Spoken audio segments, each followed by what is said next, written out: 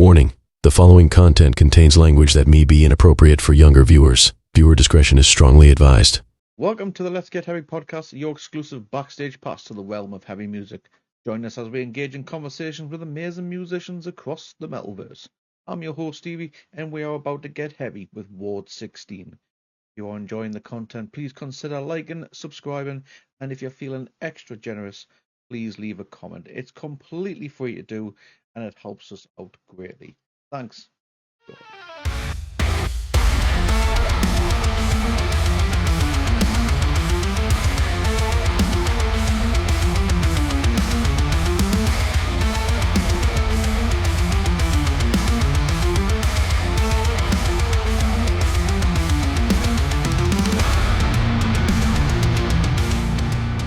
So, I'll introduce myself. My name is Stevie, and I'm from Get Heavy UK. And here we like to highlight bands and try and spread a little bit of positivity throughout the metalverse. Awesome. This is our podcast, Let's Get Heavy, of course. So let's start off with a bit of backstory and history in the band. So for those who are just discovering Ward 16 for the first time, could you give us a brief history of the band and how did it all begin? What were some of the early inspirations that shaped your sound and theatrical style? Yeah, well, our singer, Psycho Berry, she started the band in 2013. She'd probably be able to explain it better, but it stemmed from the fact that I think she found it easier to create a universe where she became a third person, like within the narrative rather than relying on herself. So she put an advert out and looked for people of different genres and different interests to try to put something together. She'd been really influenced by the likes of Alice Cooper and things like that. So there she is now. So it's just our interview. So she was really influenced by Alice Cooper. Mm. So I think that, and she built a narrative around the life of a female psychopath who was, institutionalized and abused in like a early 20th century England, which it kind of was. It was a different way of dealing with things back then, and you just created that universe, didn't you? And then people, the concept has grown, and we've become a little bit more ambitious in regards to how we deliver it and create a universe around it. And every year we get more confident, and we just build upon it, and we've chucked ourselves fully into it now, haven't we? Yes. Nice.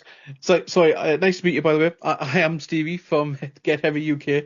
Welcome to our podcast, Let's Get Heavy. I didn't quite catch your name. Psycho Berry on stage, or Kerry. Cool. No worries. Which one do you prefer? Do you prefer your stage name, or do you prefer... Yeah, definitely.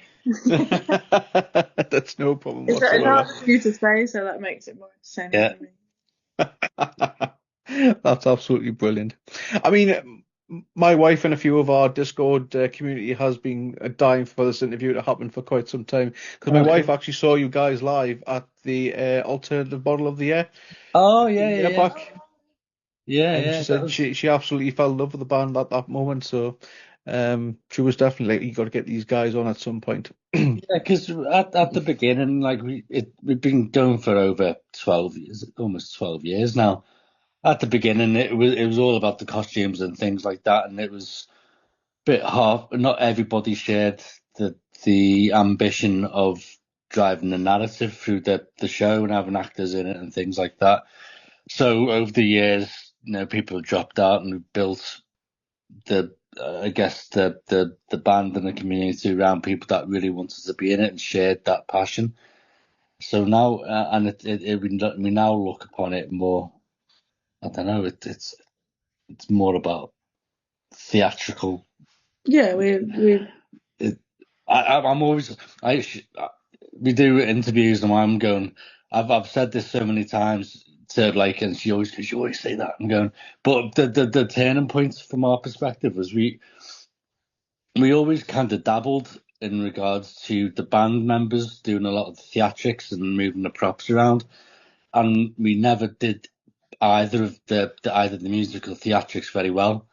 So we made the big decision about, okay, we're going to go full out. We went to see like the likes of Avatar and Evil Scarecrow, and was like, and Tragedy, a band called Tragedy to a certain extent, of how they used actors and like extra performers on stage. So we just threw ourselves straight into it, and it's just grown arms and legs. And then the bigger the stage, the bigger the ambition, and it just doesn't stop. And I absolutely love it because I feel like it adds more. You know what I mean? we feel it does. It adds a different element to how you write and perform it. Because you're part of a show. I'm not myself. I'm not a boring middle-aged operating theatre manager and stroke dad and stuff like that. And she's not a graphic designer. You know what I mean? I was going to turn around and say she's not a boring. No. But you as soon as you get to, we have to get to the show. Like it takes us about 24 hours to plan and deliver one gig from set. Like when we play, as I said, we played Whitby yesterday. We had to load all of our stuff on Friday. Then we travelled at 9 o'clock yesterday morning. We had to get there 6 hours before so we could get our stuff on, prepared the props, and then we got home at 4 o'clock, 5 o'clock this morning. And then we had to then load all of the a transit van's worth of equipment back into our rehearsal rooms before midday, so we could drop off the van. So it's a full 2 days worth of preparation and logistics that go into it. So it's not something that's an easy life. It's not like an AC/DC type thing where you could just go on stage in your t-shirt and jeans. But there's an element of freedom within it as well, where I'm certainly not self-conscious when I'm in my costume, whereas I think if I was just in my civvies, I would be. I think. I understand where you're coming from. Yeah, I see that. Yeah, and I think there's enough bands that don't do it. I think there's a certain element of novelty, and I think there's a few bands that do the theatrical elements of it, but I think we look at it more as a theatrical show with music rather than a gig with theatrics. Yeah, because we really drive the concept with the theatrics. Yeah. It's not just a gimmick, or it's not a load of different songs with different things going on. It's a story that happens through the entire stage show, so from start to finish. So yeah, I love I know it's a lot of graft, but you must enjoy it. You know what I mean? Because you wouldn't do it otherwise, would you? So I think it becomes a catch-22.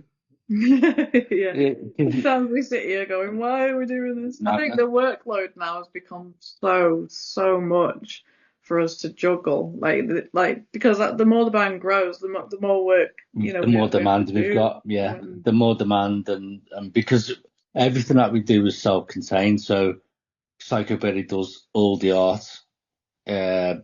Like the artwork of the album or artwork of all the media that goes out. We obviously write and produce the music ourselves. We do a lot of the promotion ourselves. We build all the props ourselves.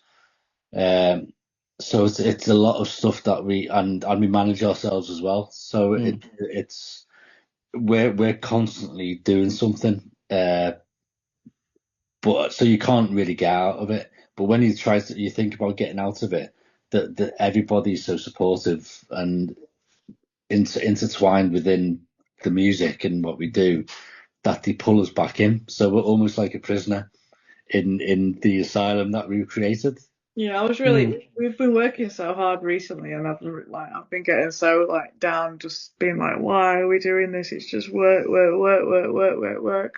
And then, it really dragged me out of a rut doing this gig. Was it last night? Yes, last night. Last night, yeah. We were on stage for only 45 minutes, but that 45 minutes is like the best I've felt in a long time. Yeah. So it is, and I think it is about the response as well. It's about it's like making a cake, isn't it? or like there's a few metaphors. It's like the more you prepare beforehand, the better the result. So of what we're preparing for the rest of the year is very much dependent on the stuff that is going on underground at the moment that no one is ever going to see, and they'll probably near kill us. But it'll be when we look back and we do our, I guess when we do our New Year's Eve kind of review and post it, we'll be going, that was pretty worth it, and we won't be thinking about this hardship part of it. We'll be thinking about all the awesome times that we've got due to it. You know, I think you get what you put into it, and and it's a passion, it's our lifestyle, isn't it? So. Mm-hmm. Yeah. So a full grown as well, do it yourself style band. Hats off to you, man, because it's a lot of graft. So yeah, but you I know, can only imagine. You're doing the same. You know what I mean? You're doing this podcast. You're doing it in your own time. You're doing it to support the small, unknown, unsigned bands to raise them to where they wouldn't be able to get to. So you're doing the same kind of thing, and it's not for anything other than a tangible love for what you do. It's something that you can't necessarily put a price on, if you know what I mean. It's just part of what you're doing it. Couldn't agree more. Yeah, I feel like I just create more for myself all the time. Yeah. We're not we're a podcast. We do a live Twitch stream as well where we're highlighting bands, which is where we've showcased your new song, Blood is the New Black, as well as festival reviews. I just feel like I can't stop. I don't know what it is. It's like a drug. Do you know what I mean? Yeah, exactly. When you get to a point and you try to stop, you feel guilty because you think you should be doing something a little bit extra. It's that dopamine kind of thing, isn't it? So yeah, couldn't agree more, man. Couldn't agree more. So the name Ward 16. Am I right in assuming it's come from the Whittingham Hospital or Asylum in Preston? Yeah, we'll have to talk about that now. No, I keep out of it. I wasn't in the band when Yeah, you can't take the blame for it. But yeah, well, yeah, it's not based on anything that actually happened there. You know, it's loosely based. You know, there was some horrific treatment that took place, I think in the 1950s, was it? And the worst of which happened to be on Ward 16. So that's just where, like, when we heard the name Ward 16, you know, it sounded really cool, but it's not actually tied to any characters or anything. I have to say this now. Yeah, I get hassled for it. I have been. He's really had to deal with a lot of people complaining about the thing is though what we don't I don't know, I don't like I like skating around the topic minefield, but I think what we want and what we try to do through the music is be quite sympathetic in regards to how in the past mental health has been stigmatized and been mistreated due to it. So I know we do a lot of the horror and we do a lot of like the pantomime stuff on stage, but in regards to the music content, it is about the fact that abuse and all that creates a stigma within people, and for a long time, and still at times it was a stick that people were beaten with. So, but yeah, that's where it comes from. People think we're taking a mickey out of it, and we're not. No, people's just going to have their own thoughts on things, aren't they, at the end of the day? I think it's a pretty cool name. Works really well. We're strong advocates here of mental health as well. My issue with it is, the big issue of it is that no one can ever pronounce it. So that we've got guilty as charged. I am not going to lie, because I think I've called it Ward 13 a couple of times.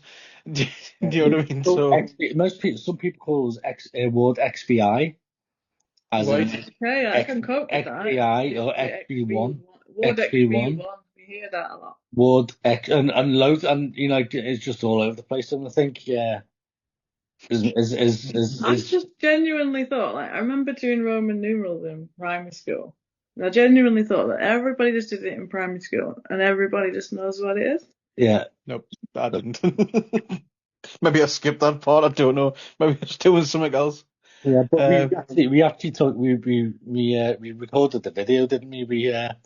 We were getting mispronounced so often by gig, promoters and stuff like that as well. We ended up with Ward 14. We changed created the V and the I. We created a band called Ward 14, and we became we thought, okay, so what if we were Ward 14? What kind of ward would it be? So it was a gynae ward, and we were what kind? We wrote a song glam called rock Gynecology. as a glam. Have we taken it out? Did we take it? We did. We took it. So yeah, it was singing. But we dressed up as glam rock, and we were singing about gynecology as it was kind of like. So we were playing our characters as another band. And some people ask us to play. People and it got more credibility than the music that we actually wrote. Yeah, it did. Just go wild, didn't it? And it sounds like a bit of a head fuck in itself. A character playing a character playing a character playing a character.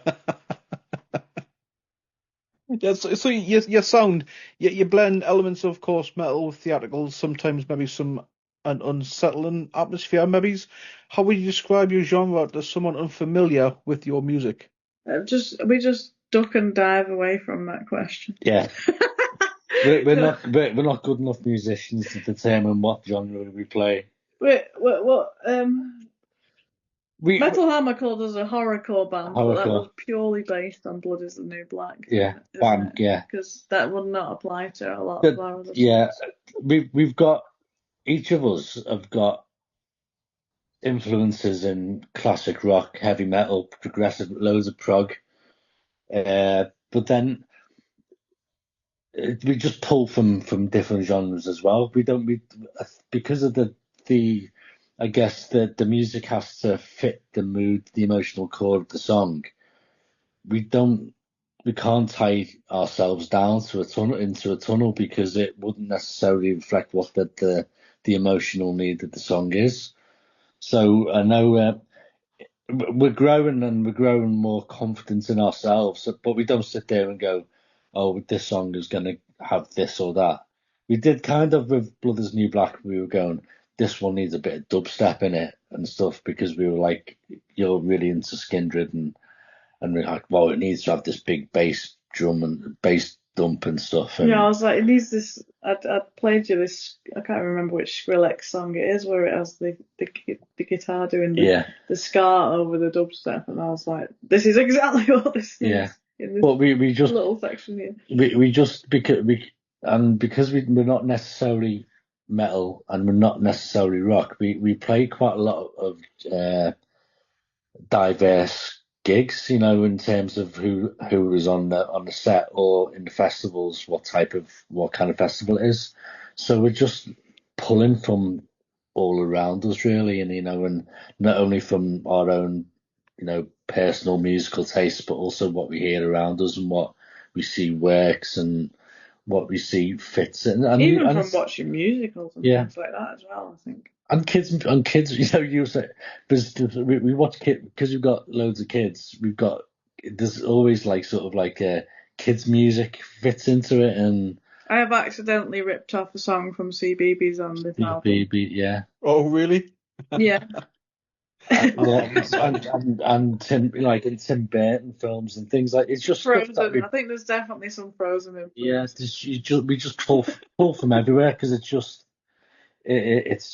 instinctive the way that we write stuff.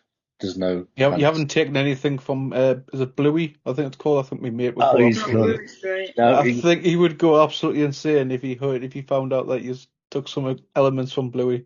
I know we've had the didgeridoo. We have mentioned it. We have spoken about trying to do didgeridoo once, but it was on the first album. Yeah, in the first album, yeah. Well, congratulations on the new release, Blood is the New Black. It's been out 3 weeks now, roughly. Yes. Accumulating you can say 20,000 plays roughly on both Spotify and YouTube collectively. Absolutely fantastic to see. That's quite a lot. Yeah. It certainly is absolutely fantastic to see. What can you tell us about the track, and what themes or stories do you explore? Is this on the album or just this one track? Just the one track for the time being. Okay. This one it sits right in. It's a full concept album, so this sits smack bang in the middle of the concept album.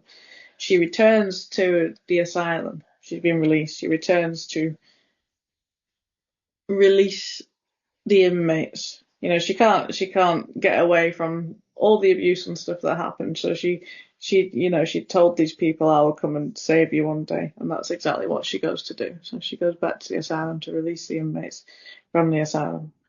Yeah. It's Uh, the heaviest song we've ever done to this point by a mile, isn't it? Yeah, I think so. Is it don't know if it's the heaviest on the album. Is it? Possibly not.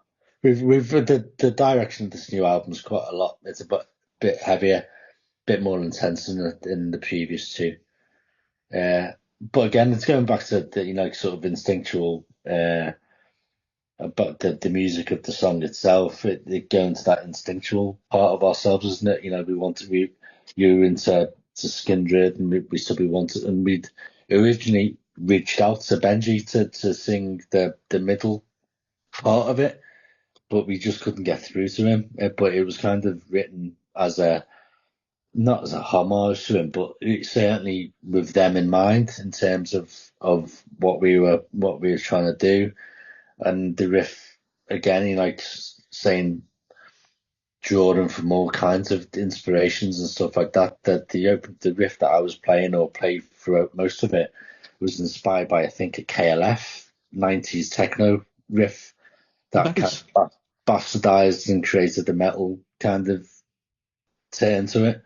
And then we've got the ska, the reggae bits and stuff like that. So it's fun to play. We played it when we did a gig with Skindred in October, and it went well. It went down really well, Yeah, we didn't were it? supposed to play it last night, but we had some technical issues at the beginning of our set. So when it came to the end of our set, they came and said just before we played our second to last song, they came and said you've got 5 minutes left, and I think Rico, the actor, pulled me to one side because I'd gone into the back to, I think it was like not take my wing. I have costume changes between pretty much every song, so I'd gone into the back to do my next costume change, and he said, "We've got 5 minutes left. Do you want to do Toy Box or Blood is the New Black?" And then we just heard the intro to Toy Box start, so that was answered. So we Guess could that decision's obviously been made for you. yeah. So musically, it feels like it's a massive progression for the band. How do you feel the single represents the band's current direction, and were there any new approaches or elements you experimented during its creation? I think it represents exactly where we are now, to be honest. I think when the second album was very introspective and emotional and sympathetic, so a lot of the songs start very slowly and build up and build up, and they're like 6-7 minute songs all the way through, which, I'm a pro, I grew up listening to Marillion, Iron Maiden, Pink Floyd, so that stuff, and Dream Theater, so that kind of stuff is in my kind of what I love to listen to. But it's good when you're playing it in front of your own crowd, but then it doesn't always translate well when you're doing 30-minute festival shows or shows where you're supporting a bigger band and things like that. So we certainly went into this album going, it needs to just explode from the very beginning and just sort of intensity wise, just build and build and build throughout. And I think There's a lot more angst as well, isn't it? Like the subject matter the subject matter of it's the old album completely is different to the second album. So it's we've done it by design to get this anger and resentment across. Yeah, it needs to be angrier and it needs to be harder. So. It's an aggressive album, and but it's still us, if you know what I mean. It's still chops and turns as much as the previous. Yeah, it goes all over the place, and you can still tell it's us. It's an evolved us, but it's like an album, and it's gonna be a show which just doesn't stop. and it doesn't let go, and you're in for the ride, and there's no kind of interludes. So it's going to be good. It's going to be pretty energetic to play live, isn't it? The whole album is going to be properly It's full gonna on. be fun. Yeah, I'm excited to hear it. yeah. Very excited to hear it. I think there's Not more, certainly from the perspective, because again, what I was saying before, like we've had 5 years since the second album, and in those 5 years, we've done Bloodstock, we've done some really massive gigs, like with Cradle of Filth and Skindred, and you can't help but learn from that and see what moves the crowd and what you want to do with the crowd as well. So this one, people are going to be jumping, and I think The first song we've designed it so Yeah. that as soon as it kicks in, I think that people are gotta going to go. be actually responding to the music in a different way than they've responded to Ward 16 music at a gig before. Usually people just stand there and watch the theatrics and stuff. I know, it was pretty crazy last night. Yeah. No, yeah, but I think with this album, I think people are going to be moving, which is something that I can't wait to happen as well. touring with Cradle of Filth, that must have helped a lot, especially with the theatrical side, because obviously they're quite a theatrical band themselves, aren't they? Well, was Danny able to give any advice to yourselves? Or were you not able to speak to him? He seemed quite a shy guy, to be honest, but you really enjoyed watching him do the sound check. Yeah, we didn't speak a lot. I spoke to his band, but didn't speak to him a load. But one of the things that I just observed him a lot, because he was right in the center of organizing all of the logistics, from the passes to to the sound, to the tickets, to the sound check, to how things are moved around, and the organization of the whole show. I was thinking, you get to that stage and you could just go and get bladdered in your changing room and just do whatever, and lord it over, and just go on stage for your hour and a half, do your little shrieking and stuff, and then disappear again. But he was right in the center of it, and it was like he was commanding everything, and it was like that was quite motivating to actually see that it doesn't have to stop when the higher up you go. It doesn't get taken away from you by like middlemen or like management or whatever. He was really, really hands on with it all, and I think it was inspiring to watch, to be honest. Mad respect that, like, innit? Yeah, No yeah. matter how big you get in the world, you still do your own thing. Yeah, you see enough bands, you see some concert shows and stuff, and you see the band get kind of helicoptered in. Here's your guitar to get on stage, and then they get whisked off into a limo and disappear. But these guys were like properly sound checking for hours It was before. ridiculous. And The thing is, though, when it comes to stuff like that, who's going to know what sound you want better than what the band themselves? Do you know what I mean? So it makes perfect sense for them to do that. You know what I mean? So they'll want the show to be go off, and the same for yourselves. You want it to sound as best as possibly can. Yeah, definitely. Yeah, man. So the video, the company video to Blood is the New Black, it's visually striking. How did the concept of the video, especially the ending scene anyway, when yourselves walking with, now that you've explained, with the inmates behind you, with the yourself walking down with the two players, how did the concept of the video come about, and how did it enhance the listening experience of the single? Oh, hello. We've got a new friend. We didn't that one scene in the video where they're all following me. That is the one thing we didn't actually plan. Is it you looked at the street and you said we should get, because we'd planned the other one, like we brought the flares and things, but then it was supposed to be like represent the fact that was more of a spontaneous. Yeah, a lot of the stuff we do, whether it's visual or when we're recording in the studio, a lot of it is just experimentation. And we were quite lucky that the film guys, like Dark Fable, were just open to doing whatever. So we had kind of like a rough. Well, right, we had a really strict kind of. Yeah. because we had inmates coming, obviously, so we wanted to get 2 videos shot in one day because we didn't want to drag them down twice. So we had it was all quite meticulous. It didn't go to plan, but it was like we knew what meticulously planned out. beats that we had to hit, didn't we? And we had to get all of our bits that were on our own without the certified inmates done on the previous day. So with the next video, then, is the kind of continuing on sort of thing from this video? The next video, yeah, it is. It doesn't sit next to the other song in the album, but the 2 songs are related. Yeah. So we filmed it over 2 days, but over about 4 or 5 different locations in Preston, didn't we? Just dragging people here and there and everywhere, and it was it was so hard to organise it all, and so stressful, but it worked out really well. But we blagged so much of it. Like originally, I wanted like the Black Rain when we were doing the performance part of it, and we were thinking about all these high tech solutions of should we get these sprinklers. We were sprinklers. We house hanging out the window. We bought electric, water pumps, and we go, how do we do this and do that? And in the end, we just bought massive water pistols and mixed black ink or black acrylic paint, a bit of glue, and loads of water, and we're just spraying it,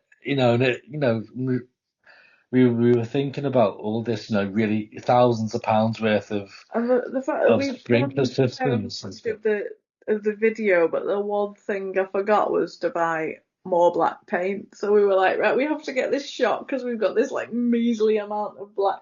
Like we had I think we had 4 bottles of black paint, which we're obviously diluting, but we just went hell for leather on whoever did the first shot, which I think was Bam Bam, and we used like over half of it on one person.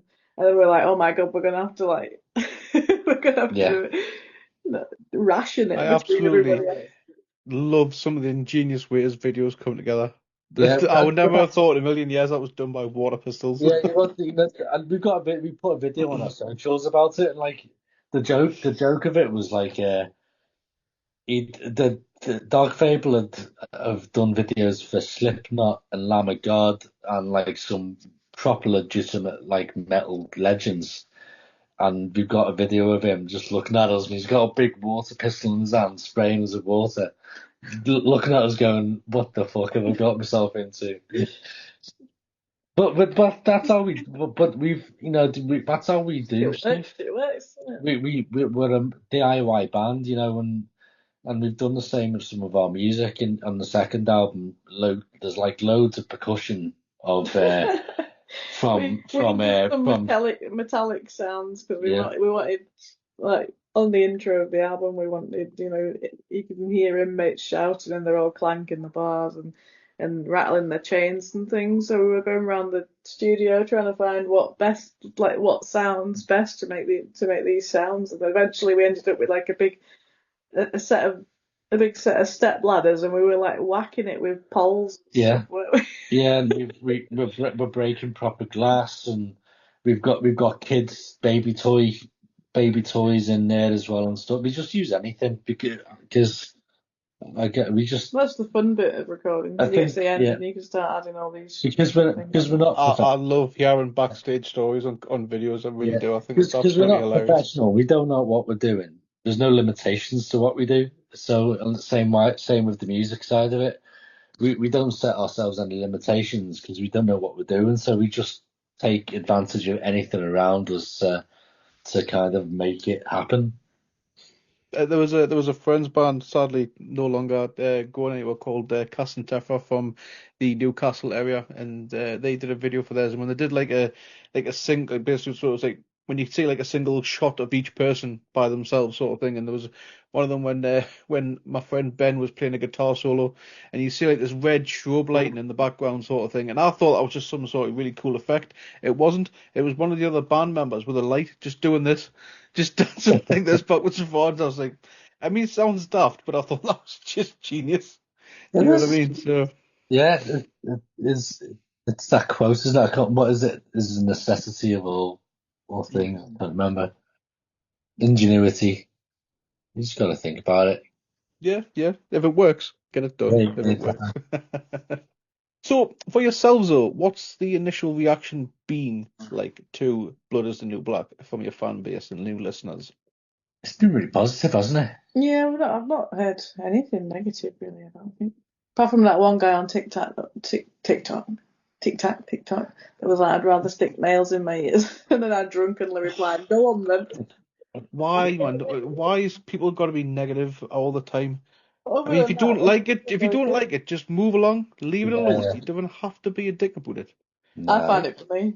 Well, wait, that's fair enough, but yeah, I get Yeah, this. I get this a lot. It's just the worst, the trigger I get is the laughing emoji, the emoticon thing at the beginning. I hate that. That really riles me. But I know that they're not real people, so it doesn't bother me to be. I'm starting to not be bothered by it. But on the whole, like the people that have heard it, either have seen it live or have heard it, have been really, really positive. And it did well in a poll for Metal Hammer, and Yeah, that was unbelievable. And Kerrang, kind of premiered it, and so it's what's the done really, really well.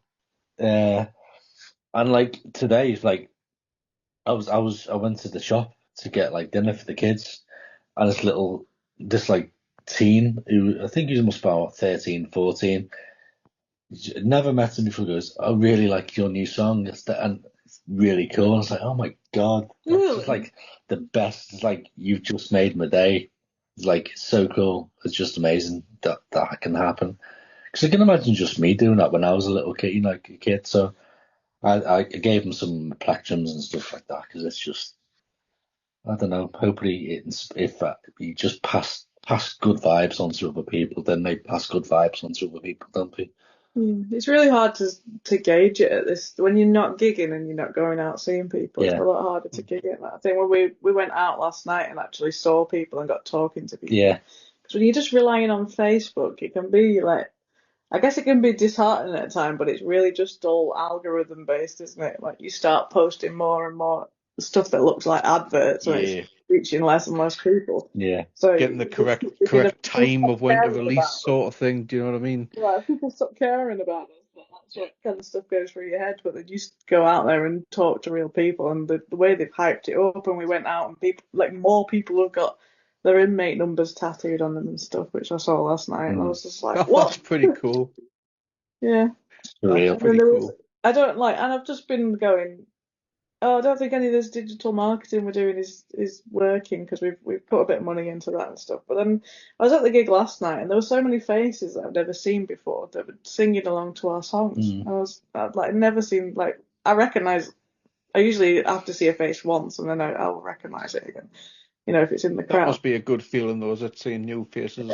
Yeah. It's So I'm just yeah, thinking maybe yeah, everything we're doing is working. yeah. Someone took a 10-hour round trip to come and see us yesterday. It's just stuff like that. It's just really surreal.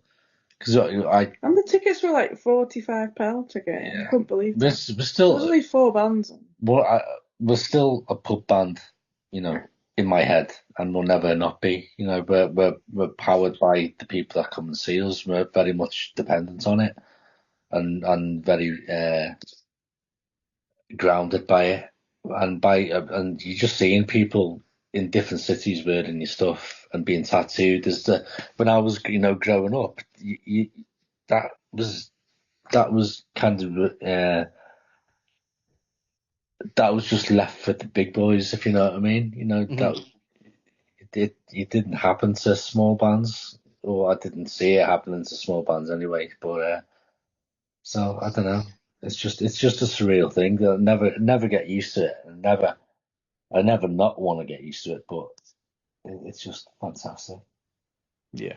I mean, I absolutely love the underground scene personally. Yeah, It's absolutely fantastic. You get, I can't speak for yourself where yourselves in Preston, but here in the Newcastle area, I quite comfortably go to a gig on my own, knowing fine well, even if I don't know anybody there, I'm gonna start chatting, and I've made an instant connect friend straight away. Do you know what I mean? well, That's how we love awesome coming the to underground Newcastle. scene. We always come to Newcastle when we get, because it's very much a similar vibe that we have in Liverpool or Glasgow. The people I know. get it. No, Every time you come to Newcastle, I'm always at graft, unfortunately. So I yeah, keep missing it. So it's like, ah, damn it. next So, time. yes, next time, yes, hopefully. Blood is the New Black has certainly whetted our appetites. Does this new single herald a new full-length album on the horizon for Ward 16? Stuck.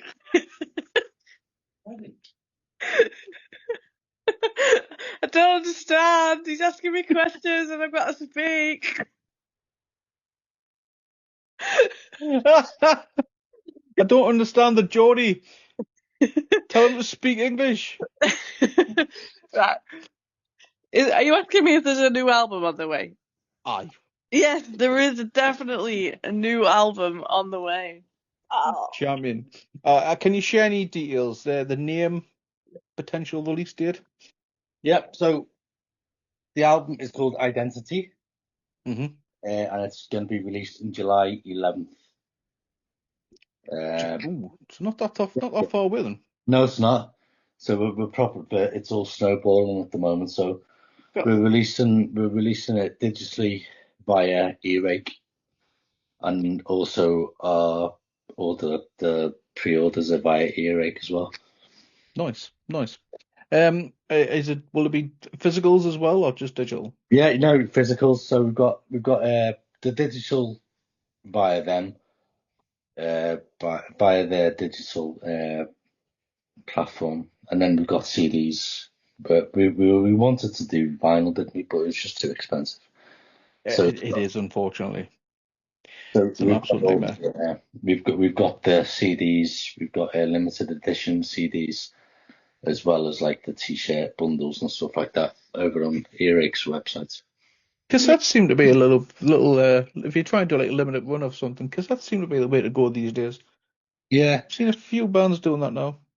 We wanted to do that with the vinyl. It's just the upfront costs of it and the risk of like you have to buy high quantities to make it worthwhile. Because for us, we've got every single album that we have would have to be a double because we only just go over as well. So it's we end up having to get a whole other disc just for 2 songs or something. yeah.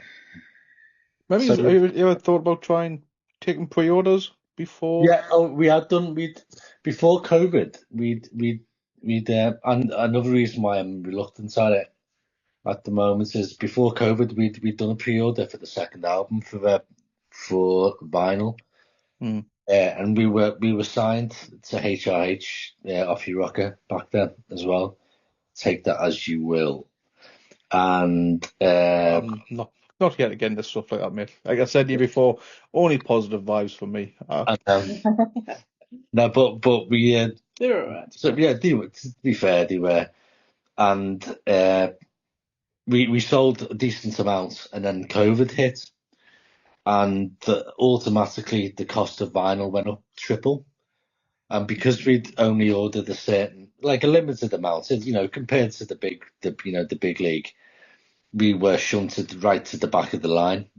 So and because we'd paid the deposits and things like that for a quantity, a low quantity at a third of the price that they wanted, it was 19, 20 months, no updates, no communication.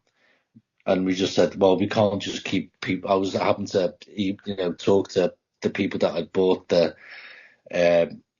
people who bought the pre-orders, just reassuring them every day and updating them. They asking when's it happening, and it's just like, it can't go on, so we pulled it, unfortunately. But it was, and then it cost us quite a bit of money. It took me maybe 2 months worth of threats to the label to get our money back, because he just refused to give our money back, which is a few £1,000s. But then because everything was bought via for a small band as well, that'd be damaging, isn't it? It is, and because you are you are dependent on word of mouth, and when you're small, you don't have a big buffer in terms of of you can't just let people go and just treat people like crap. And it's not the way that we like to treat anyone either. We're very much a band that we've tried hard not to stand on the heads of people, to get where we are. We're very much community based kind of band, and our ethos in regards to that. We'd gone over the threshold for the refunds as well, haven't we? So we lost out on the cut that Bandcamp takes and the cut that PayPal takes. PayPal, so we lost a lot of money. Put that bill ourselves. So we lost, and I guess so that's where. So I was a little bit reluctant because of that, but then because of the prices that they are now as well, to have even just the base copy, it would be like sort of like you wouldn't have the splatter, you wouldn't have the gate fold, you wouldn't have like all the sleeves. It would be like you'd still have to sell it at 50 quid and sell 100 of them to break even. And you'd have had to foot up front, so it's like it's just not worth it. But I think we are looking at it, and it will be something in the future that we look at, because we're music fans. At the end of the day, we've grown up with Iron Maiden and Alice Cooper gatefolds, and I spent all my youth just going through Derek Riggs and Marillion gatefolds and stuff, and I think that's where you really see the other elements of what we do in regards to the art and how the art ties into the music and stuff, where you don't get that with digital. We're very much still a tangible band. We love the physical stuff. When it comes to physicals, vinyl's all the way for me. You can probably have a hazard a guess. To be fair, I do love my vinyls. Can't get enough of it. And when it comes to physicals, that's what I want, because I feel at times as well the artwork are absolutely fantastic, and it you can't get better on a vinyl. No, I think I think it's usually how it's meant to look as well. Whereas when it's on a CD, even to a point when it's on a CD, it's been compressed and cropped and whatever, so you don't get to see the detail. Whereas you look at looking at Power Slave or Somewhere in Time on vinyl is a completely different experience than it is looking at it through a cassette. So yeah, it is something that we want to do, but with the cost of everything else at the moment, it's just something that we have to probably put back and use it as a promotional tool near the end of the year to give the album a bit of a bump. Maybe it's like a bit of an anniversary. Yeah. Anniversary release maybe down the line. Yeah, definitely. Pretty cool. We're definitely looking at it, to be honest, and because this is the third album of the trilogy, we'll be looking at probably a box set of the albums as well. So it's something that ties them all together as well. And maybe if you've got any songs that didn't quite make this album, maybe only add them to the vinyl release as opposed to digital. We don't actually do that, do we? No. We tend to, if the song's not good enough, we don't write it, and because of the nature of how we have to write as well, because they are story beats within the narrative. There isn't it's a chapter. So if you imagine when we write our music, we write it like a chapter of a book. So we don't write it as like a pool of music, pool of jammed songs. Each album will have a chapter or like a narrative beat that we have to hit to keep the story moving. So we don't have any overlays. We might have like live versions, or we might have, in the past we've done like an acoustic version of one or two. So there's nothing to say. You did like an unplugged album, didn't you? Yeah. That was in COVID as well. We had no way of doing anything else. Yeah, so. we were shielding. I've got a lung disease, so we were locked in the house for almost a year. So we were trying, and the album's out. That must have been rough. Yeah, it was sunny though. It was lovely. It didn't have to go to work. It was awful. Yeah, it allowed us to actually build all the props of the tour and stuff like that. So I was so stressed this time, because last time we built this huge stage show, but we actually had we were both furloughed and we had like loads of time in the garden. Like I was pregnant at the time, wasn't I as well? Yeah. But it didn't matter. We were out there enjoying ourselves, like building stuff. Yeah. But now it's turning into an arts and crafts things with the kids. Yeah. We've got to go. We've got to go somehow go bigger than the last show while struggling the full-time job and the kids as well. So. Yeah, but we have to think of a way to carry on being relevant as well. So we didn't initially think about releasing it as an EP. We just thought, let's do a video of an unplugged song. So we didn't use any high-tech gear. We filmed it on our phone. We sellotaped we did it in the back room or our bedroom, didn't we? We sellotaped the phone to a wall or a bed stand. It was on a mic. Yeah. I literally just flipped the bed up to make more room in this room, and then we sellotaped the phone to the bottom Christmas of the bed. lights on the wall and stuff like that. And then I had a broken acoustic guitar that the input wouldn't work, so the input jack was sellotaped to gaffer tape to it so it wouldn't move. You had to like hold it with your arm while you were playing. And then the only mic I had was the live mic, not a recording. So we released one every couple of weeks, one song, like 4 or 5 songs, and the demand and the feedback was so good that the album made us release it as an EP. So we wouldn't do it again. We were awful, but it's totally out of our. It wasn't what we want to do, is it? It's totally out of our comfort zone doing stuff like that. I hate stuff like I've got so much appreciation for people that can get up there and do and sit Open there mic playing nights a and guitar and singing, and like all the pressure is on them by themselves doing it. Buskers like in the streets and stuff like that. Yeah. No idea how they can do it. Mad respect for them, like how they can just get out on a street, busy high street, and just start with playing the tunes. I've never been someone that could do that. Just pick up an acoustic guitar and play a song all the way through. I never was able to do that.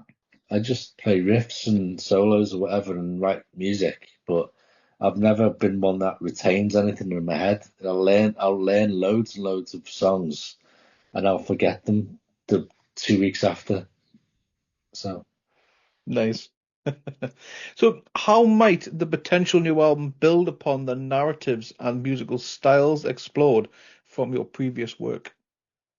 We've got there's 3 songs that are connected. There's Toy Box, Broken Toys, and then What's in the Box on this new album. So there is a running theme throughout those that we're using the same instruments in a way, but I think with What's in the Box we've just turned it on its head and done something turbocharged it a bit, completely different with it. I think Broken Toys kind of had more or less the exact same vibe as Toy Box, but this one goes in a direction that you don't expect it to go in. So the whole album, to be honest, there's a song where we must go. I think we must go through about 4 or 5 very different genres, but somehow it works. It's just, but it's hard. But the narrative of if you think of the trilogy, this album is the middle album. So we've it's all Tarantino in terms of like timeline. So the first album, we've consciously linked it. Art of Manipulation is the third of chronologically. Our previous album, Metamorphosis, is the first of them, and this will be the one that bridges the gap. So it's kind of more like Star Wars, that sort of thing. Kind of, yeah. So we had like a New Hope sort of thing, and now we're going back to Phantom Menace. So that's my inner geek coming out there. No, absolutely. But what we've done as well is we've got themes within the songs as well, which link back. So the last song of this album links right the way back to the first song of the first album. So you can potentially just loop it's the second to last, technically, because we've also got a timeline that runs on the last song on every album. Yeah. Makes it. I like that. I love that. Yeah. So, because I think coming from what I like Pink Floyd and Marillion and concept albums and stuff like that. We always had themes within it that they'd sometimes reprise and go back to it. So yeah, so this one just loops itself all the way back, so you can just kind of just. It was a really interesting way to work as well, because I think we've never done that.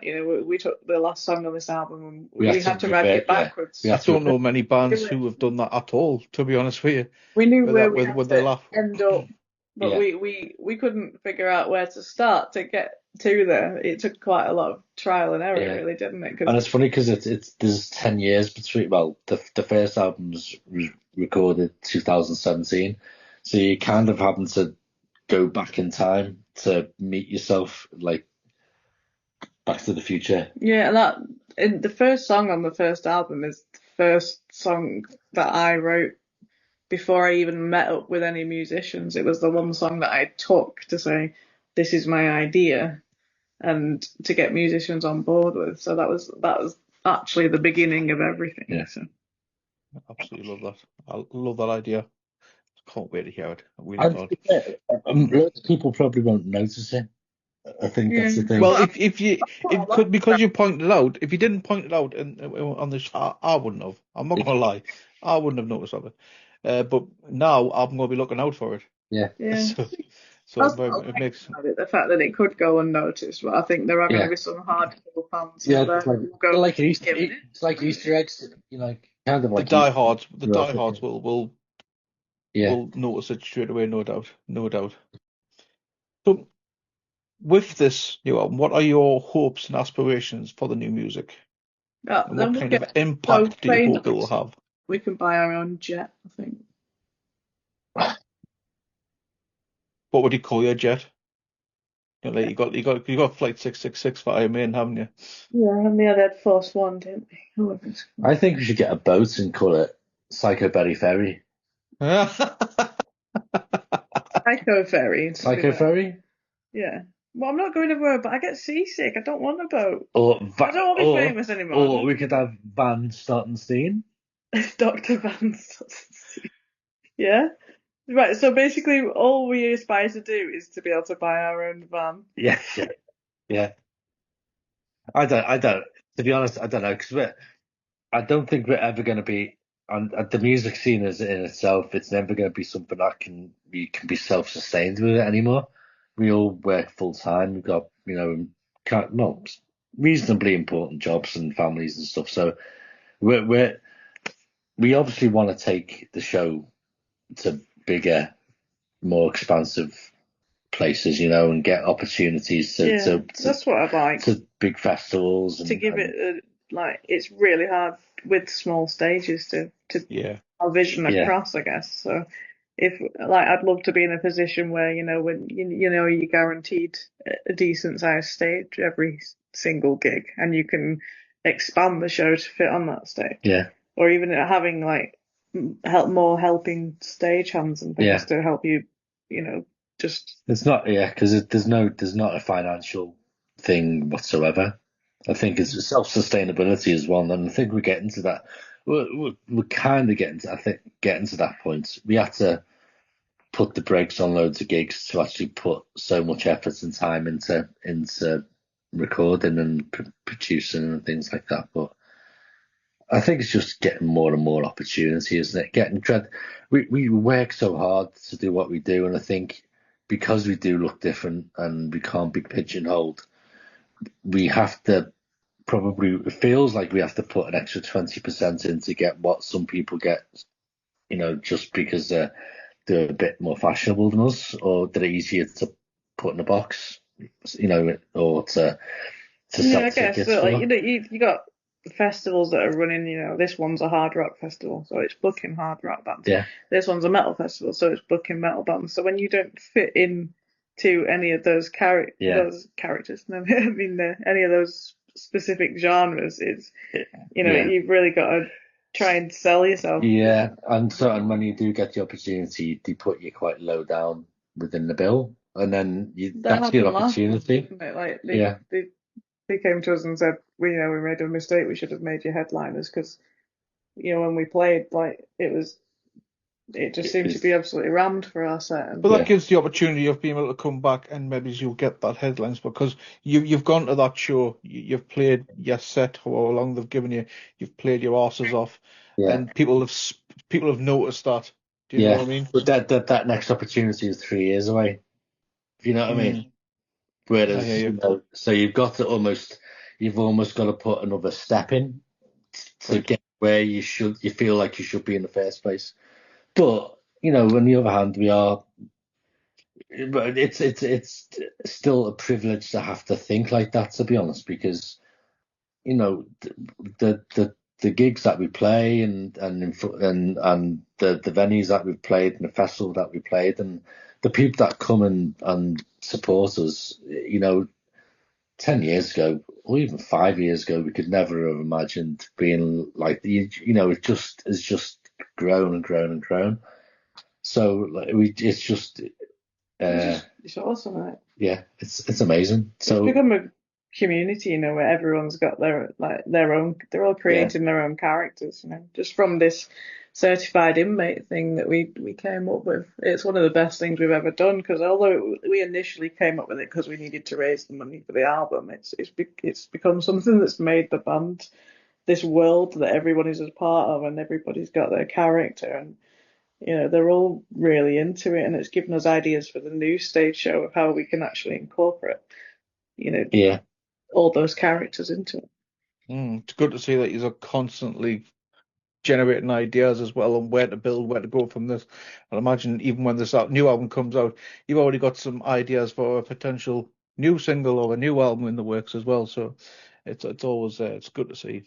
Potentially it is, and I think because we're not dipping in from real life stuff, like sort of where you can only think about politics, sex, drugs, rock and roll, we're or current affairs.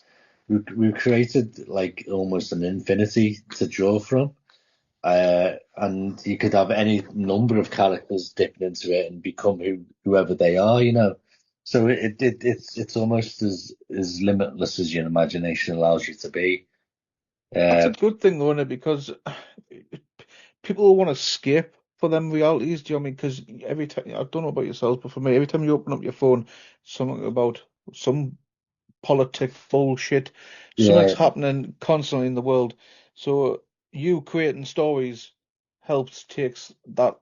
Yeah, it's just escapism. That 3 to 5 minute song, however that is, that you've taken their minds off all the negativity that's out there. Do you know what I mean? Yeah, so we'd like to think so. It's we've had some crazy messages from our inmates as well, haven't we? Like, well, not crazy as in good. No, like, crazy good, but also not good. But like, I mean, no, I'm saying we've had. Where am I going? You should just let me talk. Now my train of thought's gone. No, we've had, some think like we've impacted people in ways that I never even knew we could. We've had people say, I've like telling us about their like absolutely traumatic childhoods and traumatic lives and how my music has helped them, drag them out of that and it's created this escape that you were talking about, but on such a a big level for them. It is so important to them. And that must be a mad feeling to have. That must be an absolute mad feeling to have. It's so strange. I know it's fiction, but cathartic at the same time. It's strange because I had the privilege of meeting one of my all-time heroes, a guitarist from Living Colour, and like I got to meet him backstage, and all I could think of is I've got 2 minutes to kind of thank him for like 30 years of influencing me playing guitar, but some of his songs have actually, had a massive tangible effect in regards to, growing up and whatever. And he just end up, just, but you know what I mean? You're like, I've got 2 minutes, and he's just become a wreck. And it's just, but it's the most important 2 minutes of your life because you want to thank him because it's so important. But going back to what I was saying before, like it's still just a little underground band, but for people to hang that much emotional importance to what we do is just that it's the most honorable, it's the most. That's why we do it, I guess. It's why it's what motivated us to through these tough times of having to work 24 hours a day to get the next album sorted. That's that motivation to why we're doing it, because people are actually taking it to the heart, aren't they? And I think that's something. I think that's something that you can't put any kind of monetary value on whatsoever. That's all. More. Mad respect, and thank you for the music. Do you know what I mean? Thank you for the hard work that you do for the people. ABBA. Yeah. You know what I mean? I think I was going to start singing some ABBA for you. I'm sorry, but I can't sing. But there's also stuff that you like yourself are doing, like, because we can't do this stuff without people like yourself and people like the radio presenters, like the underground radio scene and the underground bloggers and stuff, that you keep we all are very much dependent on each other, and that's what I guess what does make the underground scene as good as it is, because there's no point us being here if it isn't for you. There's no point you being here if it isn't for us. There's no point either of us being here if it isn't for the fans. And so it's very much something that is, very much independence. And, I always make one of the things that I've tried to do from the very beginning, because I'm the one that sends out most of our PR and stuff like that before we worked with Sam and with Gary, was like I've always had my database of PR contacts and stuff. So like the underground bloggers and the radio stations that have supported us from year dot.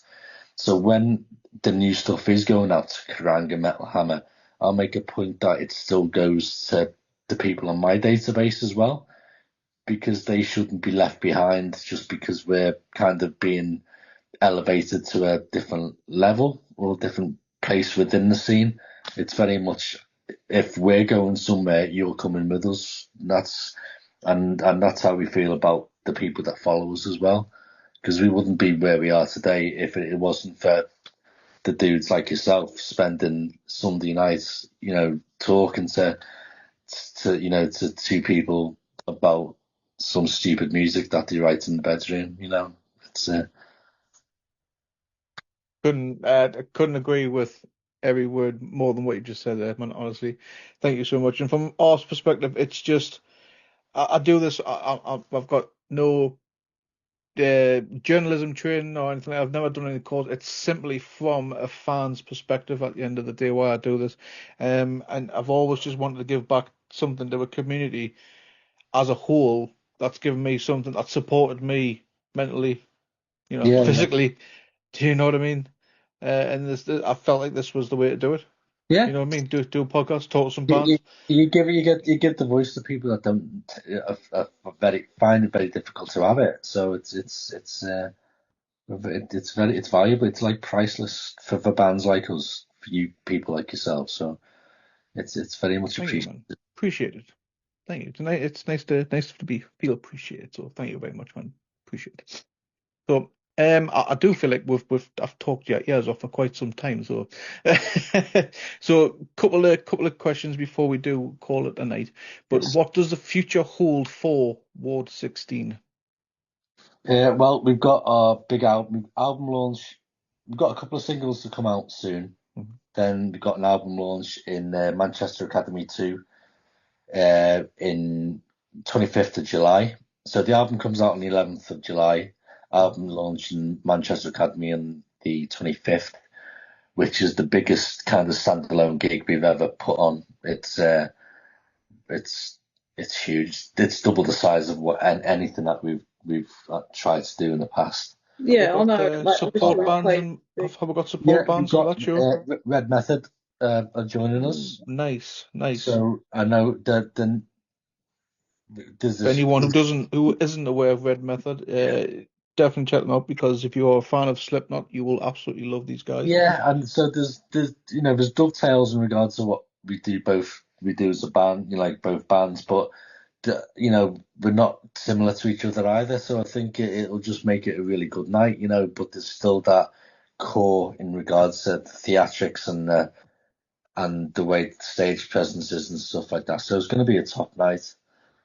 So we're selling tickets for that and hoping that we don't lose our house through it, and then hopefully, well, not hopefully, we will be touring in October and going around the UK and finally getting some new music out after what feels like an age getting us together. And just tour shows as much as you possibly can after Well, that. we try not to be honest, because of what we do. It's easy to lose the novelty of, if you know what I mean, because it takes so long to put a show on. We try not to do bespoke shows, just one-off standalone shows anyway. But it's we can't dilute it by playing too many shows, near each other. So we try to keep relatively close. Yeah, we got a console. Yeah, we've got 14. 2 week, 14 days. Yeah, so it's 40. It will be initially the first part of the tour will be 14 dates, and then we'll have a bit of a break, and then we'll go out in the spring and we'll go to different places. Because the last time we toured Metamorphosis, Psychobody just had a baby, so he was still breastfeeding at the time, so we couldn't go length and breadth of the country. We had to keep it. We had to keep it quite. We had to do it in. Did we do it in like 4 days stints? Yeah, we had to. We did it. We did it over 3 months, 3 or 4 months. So we did like a 4 weekends or 2 weekends per month for 3 months. But we're going to go full out and just do the 14 days and then get back and then go away again in the spring and do it like that. So. It kind of carries the show going, but it doesn't. People don't get bored of it, because I think it's one of those things you see. If you see the show all the time and it's in the next town, then they're less likely to come to it, aren't they? So yeah, it's just a better way for us as well. Yeah. I think.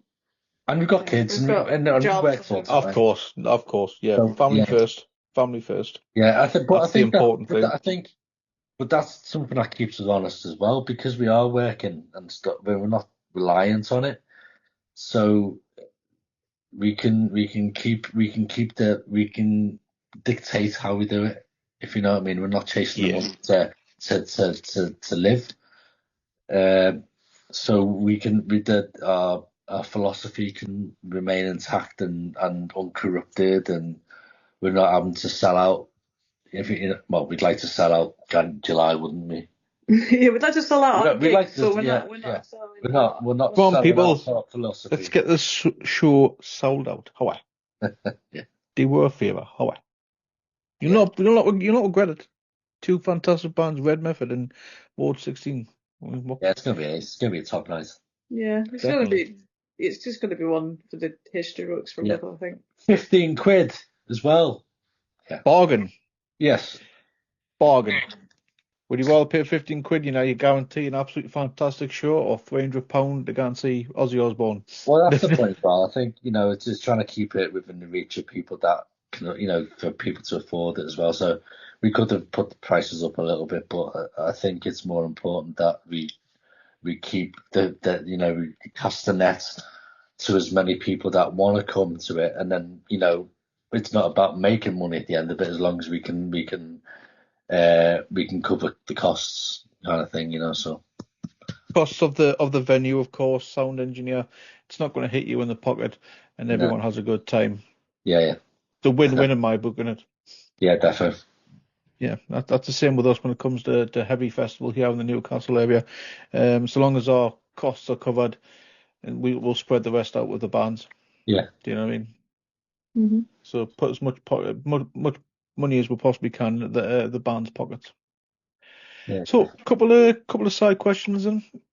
The Get Heavy community, being from Newcastle, of course, will absolutely kick my arse if I do not ask this question. What are your Greg's orders? Greg's Stotty. Yes. That's what I get when I Yes. come to the. We Get know in. I love coming to Newcastle because when we're walking through the streets, all we can see is black and white stripes everywhere. Ooh, get rid of the white. Sorry, get rid of the red. Sorry. Yeah, black and white stripes. No, I thought I said black and red. Sorry. No, No, get rid black of and white.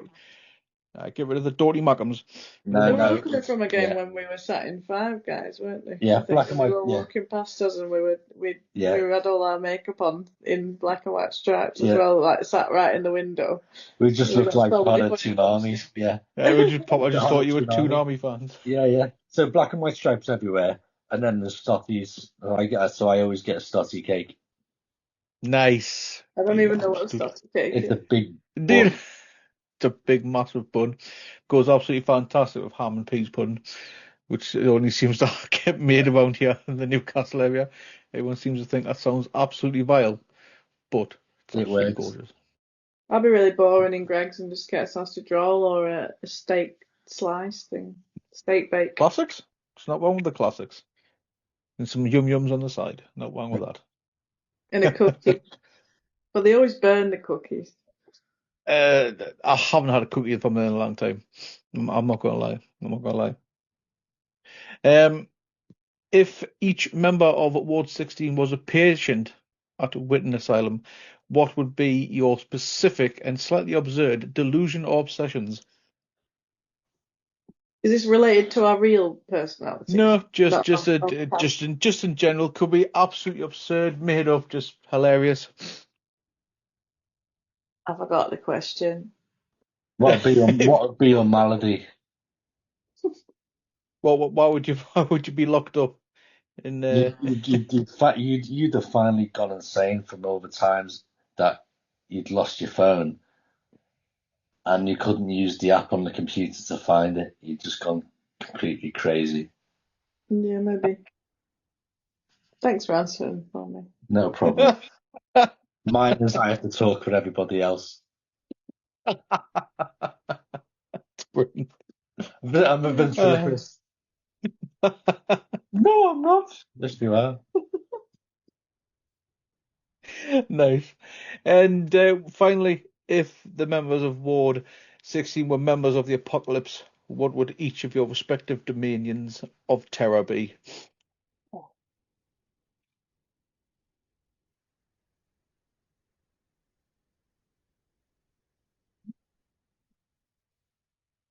Oh.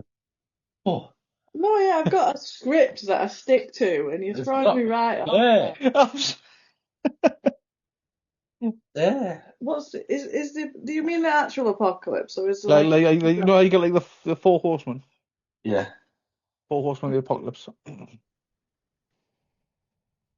You'd be the horseman of death by having to wait for you to get ready. No, I do not take a long time to get ready. This is absolute rubbish. For a woman, I am absolutely rapid. Don't bring sex into it. Stop bringing sex into it. You should. Is that a thing? He's the horseman of impatience because he just can't wait for anything. Where she's one end of the spectrum and I'm the other end, and we kind of meet in the middle, and that's how it works. I'm with David on this one because I'm the same. He's just Mr. Come on. Like, just well. Got time? Mrs. fucking hates it. Yeah. Oh, it's time to come on. No, man, I'm not ready. No, man, it's time to go. Stop fucking around. Yeah. You get a shower to go to the gym. You shower before you go to the gym. Yeah, that makes sense because I don't want to stink out the gym when I start exercising. It just doesn't make sense. It does make sense. It's crazy stuff. I'm not getting this one. Clearly, I'd have been going to the gym. If you were to go to the gym, though, would you go if you'd been like, and you feel a bit smelly? Would you just go to the gym and stink everyone out, or would you have a shower and make it a pleasant experience for everyone else? It's a bit of a tough one. I kind of see where Dave's coming from, but at the same time, I see where you're coming from as well, because I don't want people to. He's a bit stinky, isn't he? Well, you're in the gym. Valid point. Everyone else is stinking and sweating, of course. So yeah. I don't know. It's a bit You can wear difficult. that as a badge because you're working harder than anyone else. If you don't stink, then people are going, I think you're if just you're here a just to man, wear you the probably get away with it. You're bit just a more. trendy. Women You don't. just want to parade around in your little lycra and smelling nice. I don't know why you want to smell nice in the gym. What are you trying Well, to do? smell bad in the gym, do I don't know what you're trying to do. Who are you trying to pick Yeah. up? I? Not to offend I you, don't, be around me. I don't think this is getting completely off topic here. You're trying to pick up, not getting into Because marriage counselling. on a new the rendition of the Let's Get horseman of Heavy podcast. people Yeah. don't exist in the gym. Yeah. Guys, thank you so much for your time. I've had an absolute blast chatting to you. Before we do call it a night, is there anything that you wish to plug before we call it a night? Buy the album Oh on yeah, Earache. the new album is out 11th of July. It's called Identity. It's the best album we've ever written. It is meaty. It is what's the word that people use these days? It is Sigma. I don't even know what that means. Banging? No, is it? Is it Sigma? I don't know. But it's the best album that we've ever written. We're very, very proud of it, and we can't wait. It's taken us 3 years to write it and to put it out, so we're dead proud of it. So 11th of July, you can get it from Earache, and you can get CDs as well. And then we come to Manchester Academy 2, 25th of July. It is going to be an absolutely top night, and we had talked about some of the stage props, like bringing a car on stage and stuff like that. That's the kind of stupidity that we're planning to do. Nice. Does that mean Nice. I'm allowed the car again? You've always been allowed the car. And for anyone who is watching or listening back later on, all links to the band's socials will be in the description, of course. And I will leave you with this, guys. The rules of the pit are the rules for life. When someone falls, we pick them up. Thank you so much for having us. Thank you.